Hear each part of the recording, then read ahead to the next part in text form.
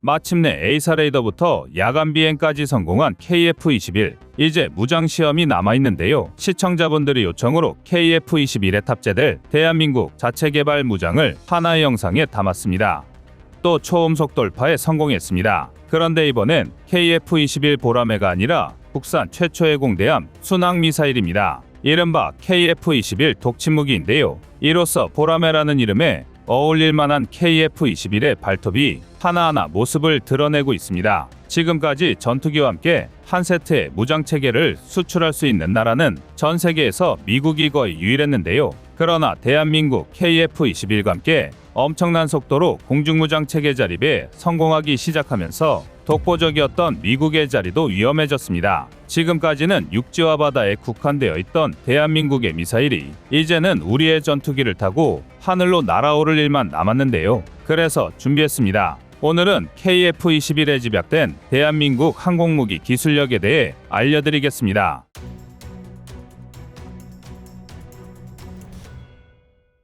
현대전에서 제공권의 중요성은 두말하면 입 아플 정도입니다. 오히려 암묵적인 합의라도 있었던 양 공중전력이 길을 못 펴는 우크라이나 전쟁이 이해하기 힘든 특수한 상황인데요. 제공권을 확보하기 위해선 당연히 전투기를 보유해야겠지만 기본 중의 기본은 전투기에 탑재할 무장입니다. 탄약 없는 무기체계는 그저 쓸데없이 연비만 나쁘고 지나치게 민감한데 쓸모도 거의 없는 기계덩어리에 불과한데요. 이는 전투기 개발에 있어도 마찬가지입니다. 전투기를 아무리 잘 만들었다 하더라도 핵심 무장이 빈약하다면 국산이라는 타이틀이 빛이 바랄 텐데요. 이 얘기는 대한민국의 KF-21 보라매에도 똑같이 통용되는 말입니다. 실제로 세간에는 잘 알려지지 않았을 뿐이지 KF-21은 이미 한 차례 무장갑질로 홍역을 치러야 했는데요. 대한민국이 KF-21에 국내에서 자체 개발한 A사 레이더와 항공전자 장비를 탑재하겠다고 선언하자 대뜸 미국에서 일방적으로 AIM-120 함남 공대공 미사일의 제공 약속을 철회하겠다고 통보한 것입니다. 이에 대한 미국의 변명은 아직 개발이 완전히 이루어지지 않은 KF-21에 자국의 무장을 탑재할 수 없다는 게 이유였는데요. 하지만 KF-21 개발이 국제방산 시장에 어떤 의미인지 알고 있다면 미국의 속내야 뻔한 일이었습니다. 미국은 F-15K, KF-16 등 지금까지 공중전력의 대부분을 미국에 의지하고 있던 대한민국이 자신들의 영향력에서 벗어날 기미를 취하자 졸렬한 방식으로 경고를 보낸 것이었습니다. KF-21을 개발하더라도 앞으로 적어도 10에서 20년은 한국이라는 거대한 방산 시장을 좌지우지할 수 있으리라 여겼던 것과 반대로 대한민국의 성장세가 지나치게 빨랐던 건데요. 미국이 우리의 최대 동맹국임은 변함없이 확실하지만 그렇다고 기술 강국으로서의 갑질도 하루 이틀 일이 아니었습니다. 사실 오히려 지금까지 대한민국이 자체 개발에 성공했던 무기체계는 미국의 갑질에 맞서다가 더럽고 치사해서 자립에 성공한 경우가 대부분인데요. 이번 사건도 마찬가지였습니다. 우선 공대공 미사일 분야에서는 생각보다 일이 쉽게 풀렸는데요. 미국의 AIM-120 제공 거부가 국제 방산 시장에 알려지자 선뜻 나선 건 유럽이었습니다. 영국에서 MBDA 미티어를 제안한 건데요. 총장 3.7m, 직경 178mm, 중량 190kg에 최대 속도는 무려 마 4, 최대 사거리는 100km에서 300km에 달하는 미티어는 초과시거리 공대공 미사일 중에서 단연 최강으로 평가받는 미사일인데요. 흡입 항공기를 압축하여 연료화원 앞에 연소시킨 뒤 그 가스를 고속으로 배출하면서 추력을 발생시키는 덕티드 램제트를 탑재하고 있는 것으로 아주 유명합니다. 그리고 이 덕에 다른 고체 추진체 미사일보다 사거리가 3배 이상 길며 이 덕에 긴 사거리에도 종말 단계까지 속도를 빠르게 유지할 수 있어서 현존하는 가장 위협적인 공대공 미사일로 여겨지고 있습니다. 실제로 AIM-120은 가장 최근 개량형인 AIM-120D형의 최대 사거리가 160km에 불과한데요. 현대 공중전의 기본이 WVR에서 BVR로 바뀌고 있는 만큼 사거리 우세는 가장 강력한 전투력 증강입니다. 물론 그렇다고 KF-21이 단거리 공중전을 염두에 두지 않는다는 얘기는 아닌데요. 미티어 미사일 탑재가 공식화되면서 한국은 아예 단거리 공대공 미사일까지 AIM-9 사이드와인더에서 독일의 아이리스티로 교체해버렸습니다. 같은 유럽산 공대공 미사일로 무장을 통일한 건데요. 더군다나 아이리스티는 AIM-9과 비교했을 때 사거리가 25km로 약 10km 짧지만 반면 목표 획득거리는 4배, 탐색각은 3배, 추적 능력은 6배 이상 더 뛰어납니다. 이 정도면 사이드와인더의 가장 최근 개량형인 AIM-9X의 상위 호환인 격인데요. 한국 입장에서는 꽝 대신 닭이 아니라 닭 대신 꽝이 날아온 셈입니다. 게다가 상황이 이렇게 되자 화들짝 놀란 미국이 통합 허가를 내며 역으로 숙이고 들어왔는데요. 이 덕에 KF-21은 NVIDIA 미티어, 아이리스-T, AIM-120 암람, AIM-9 사이드와인더를 전부 무장 통합한 전투기가 될 수 있었습니다. 한국이 방산 시장에서 낙동강 오리알이 될 것이라 생각했던 미국의 잘못된 생각을 통쾌하게 갚아준 셈인데요. 이뿐만이 아닙니다. 유럽에서 미국까지 다양한 나라의 공대공 미사일을 체계 통합하는 과정에서 국산 중거리 공대공 미사일 개발에도 박차를 가할 수 있게 되었는데요. 일례로 미티어 미사일에 사용되는 덕티드 램제트는 이미 대한민국이 2000년대 초반부터 꾸준히 연구를 진행해서 원천 기술을 확보한 상태였습니다. 실제로 지금까지 공개된 국산 중거리 공대공 미사일의 정보를 종합해보면 직경 200mm의 미티어와 마찬가지로 덕티드 램제트 엔진이 탑재되어 있습니다. 또한 최대 사거리는 약 200km 이상일 것으로 보이는데요. 이 정도면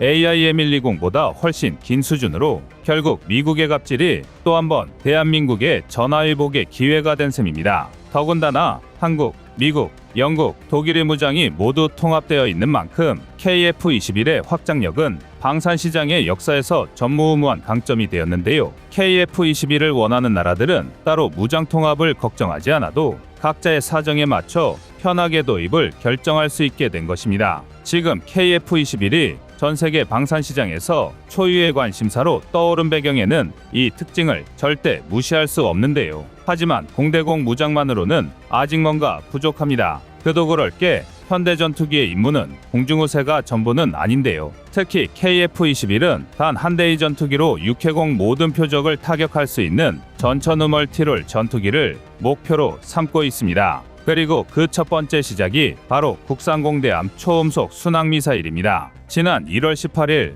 국방과학연구소 ADD는 400mm급 초음속 순항미사일 발사 시험을 성공시켰는데요. 이번에 개발된 공대함 순항미사일은 기존 마하 0.95의 아음속 대함미사일 해성에 비해 최소 3배 이상 빨라진 속도가 가장 큰 특징입니다. 시속으로 표현하면 약 3672km/h에 달하는 엄청난 속도인데요. 순항미사일은 탄도미사일과 다르게 비행 경로를 유인기처럼 세밀하게 설정할 수 있는 미사일입니다. 또한 시스키밍 등으로 불리는 극단적인 저고도 비행까지 가능해서 레이더로 탐지하기도 극히 어렵습니다. 하지만 그만큼 비행을 제어하는 게 어렵기 때문에 일반적으로 아음속이 비행 속도의 한계로 여겨졌는데요. 그런데 대한민국이 그 벽을 깨트려버린 것입니다. 마하3의 순항미사일은 만약 중간에 요격되더라도 속도에 비례하는 운동에너지를 보유하고 있기 때문에 엄청난 물리적 타격을 가할 수 있는데요. 특히 공대함이라는 특징을 살리면 함정에서 이를 방어하는 게 굉장히 어렵습니다.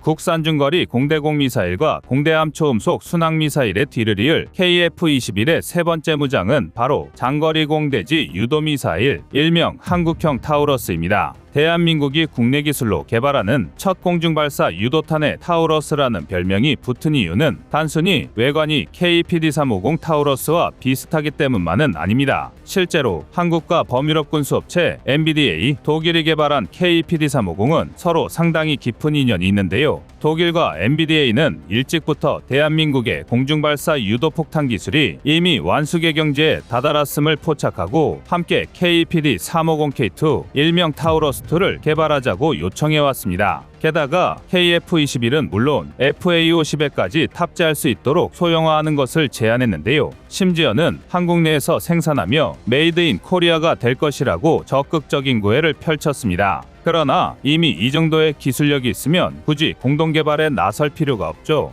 한국은 독자 개발을 선택했고 그렇게 한국형 타우러스가 탄생하게 되었습니다. 실제로 한국형 타우러스 개발 또한 극비로 진행되고 있기 때문에 자세한 성능이 공개되지는 않았지만 최소 사거리는 KEPD350과 동일한 500km 수준을 웃돌 것으로 예상되는데요. 알기 쉽게 비유하자면 대전상공에서 출격한 KF-21이 그 즉시 평양을 향해 정밀 타격할 수 있는 공대지 공격 능력을 갖추게 되는 것입니다. 또한 KEPD350은 유도미사일 중에서도 극한의 정확도를 자랑하는데요. KEPD350의 CP는 약 3m로 전투기에서 가장 위협적인 대공방어체계 탐지 범위 밖에서 목표물을 요격할 수 있는 수준입니다. 하지만 KEPD350을 전 세계에서 가장 유명한 미사일 중 하나로 만들어준 것은 500km의 사거리도 3m 수준의 명중률도 아닌 바로 독특한 발사 방식 때문인데요. 1500m 상공에서 발사된 타우러스 미사일은 30m 수준까지 하강하며 저고도 비행을 유지하고 목표물 근처에서 다시 3000m 높이까지 급상승합니다.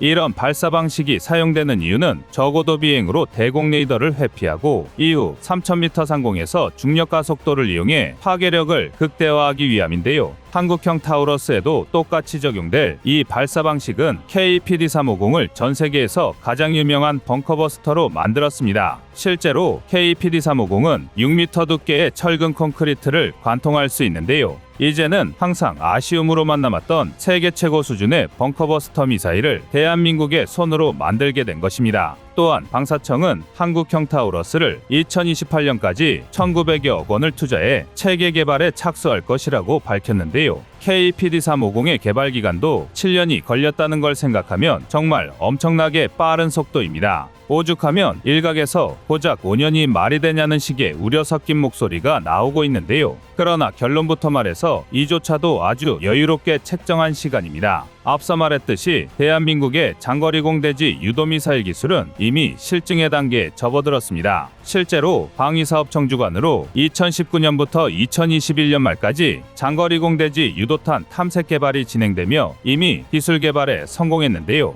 이제 대한민국에는 국내 항공기 안전장착과 분리기술만이 과제로 남아 있습니다. 즉 결코 맨땅의 헤딩이 아니라는 얘기입니다. 오히려 이 정도의 속도면 KF-21 블록원의 실전 배치가 시작될 2026년에 한국형 타우러스의 개발 완료도 노려볼 만한데요. 이쯤이면 미국이 갑질을 부리면서까지 한국을 견제하려는 이유가 조금은 납득이 갑니다. 후발주자라는 특징을 고려한다 해도 대한민국 기술 개발 속도가 너무 빠르기 때문인데요. 특히 미사일 분야에서는 마치 기다리기라도 했다는 듯이 폭발적인 성장을 거듭하고 있습니다. 미사일 사거리 지침이라는 족쇄가 풀린 대한민국의 진정한 모습을 두 눈으로 본 미국 입장에서는 아무리 동맹국이라 할지라도 견제하지 않을 수 없었을 텐데요. 하지만 이 과정이 절대 쉽지만은 않았습니다. 일례로 KF-21에는 공대공 미사일 2종, 공대지 폭탄 10종, 공대지 미사일 1종 또는 공대함 미사일 1종이 탑재될 예정인데요. 그러나 전투기는 단순히 미사일과 폭탄을 매달기만 한다고 쏠 수 있는 게 아닙니다. 전투기는 하늘을 날아다니는 수많은 컴퓨터의 집합이라 해도 과언이 아닌데요. 적게는 수만 개에서 많게는 수십만 개에 달하는 컴퓨터 부품과 센서가 서로 유기적으로 톱니바퀴처럼 작동해야 하는 만큼 이 모든 것을 관리하고 에러를 실시간으로 잡아줄 통합관리 소프트웨어가 반드시 필요합니다. 하지만 전투기와 관련된 소프트웨어는 특급 군사기밀로 취급되는 만큼 어떤 나라도 타국과 공유하지 않습니다. 그러나 유감스럽게도 지금까지 대한민국은 무기체계와 관련된 소프트웨어에서 IT 강국이라는 타이틀이 무색할 만큼 해외에 의존적이었습니다. 더군다나 KF-21의 경우 13종의 무장을 개발한 국가가 전부 제각각인 탓에 기술적 난이도는 더욱 어려울 수밖에 없었는데요. 이를 컴퓨터로 비유하자면 윈도우라는 전 세계 범용 운영체제에 맞춰 부품을 만드는 것이 아니라 반대로 CPU나 그래픽카드, 코어와 같은 부품에 맞춰 모두를 통합할 수 있는 운영체제를 개발해야 한다는 얘기입니다. 즉 미사일에 맞는 사격 통제 장치와 발사 시스템, 소프트웨어까지 전반적인 시스템을 통째로 변경해야 하는 것인데요. 이것조차도 굉장히 어려운 일이지만 이 과정에서 발생하는 수많은 에러를 잡아내고 실시간으로 고치는 건 말 그대로 사람과 시간을 갈아 넣는 일입니다. 하지만 그렇다고 소홀히 할 수도 없는데요. 그나마 지상무기 체계는 물리적인 방법으로라도 포탄을 발사할 수 있지만 전투기는 공중에서 소프트웨어가 먹통이 되면 최악의 경우 그대로 공중 표적이 되고 맙니다. 그런데 결국 대한민국은 해냈습니다. 그것도 국내방산업체가 개발한 통합관리 소프트웨어로 수만 개에 달하는 모든 부품의 에러를 효율적으로 추적할 수 있게 되었는데요. 쉽게 말해 KF-21이라는 전투기를 조립하는 과정에서 세계 최고의 만능 윤활유를 만들어낸 셈입니다. 즉 대한민국은 전투기에서부터 무장까지의 외부 체계뿐만 아니라 두뇌와 신경이라고 할 수 있는 내부의 소프트웨어에서도 완전한 기술 자립에 성공한 것입니다. 여기까지 오기에는 기술적 난이도도 난이도였지만 국내의 반대 의견과도 싸워야 했는데요. 심지어 아무리 절차를 간편화시켰다고 하더라도 전체 개발에 들어가는 예산과 시간을 생각해보면 차라리 전투기와 무장을 세트로 수입해버리는 게 훨씬 가성비가 좋을 수밖에 없지 않냐는 주장까지 있었습니다. 그러나 외산에 의존하는 형태는 단기적으로는 가성비가 좋게 보일지 몰라도 단기적으로는 결코 좋은 선택이 아닙니다. 이는 경쟁적 군비 감축으로 무기체계 개발 관련 인프라가 박살난 유럽만 봐도 알 수 있는데요. 자주 국방을 포기하는 그 순간 자국 개발 의지 자체를 스스로 꺾어버리는 것은 물론 정치, 경제적으로도 영원히 외국에 끌려다닐 수밖에 없습니다. 그리고 지금 전 세계에서 그 반대급부의 증명을 대한민국이 해내고 있는데요. 하지만 대한민국의 군사기술력이 점점 높아질수록 주변국들의 견제는 더욱 노골적으로 변해가고 있습니다. 국내 방위산업계는 앞으로도 가시밭길을 걸어야 할 텐데요. 그럼에도 불구하고 대한민국이 굳세게 나아가길 꺼리튜브가 응원하겠습니다. 이상 꺼리튜브였습니다. 안녕하세요, 꺼리튜브입니다. 여러분의 가부나 성원에 힘입어 군사무기에 관심 없는 분들도 쉽게 이해하실 수 있는 대한민국의 육해공 군사무기의 숨은 비하 이야기를 책으로 엮었습니다. 하루 종일 검색해도 절대 찾을 수 없었던 비밀스러운 내용을 이제 책으로 만나보세요.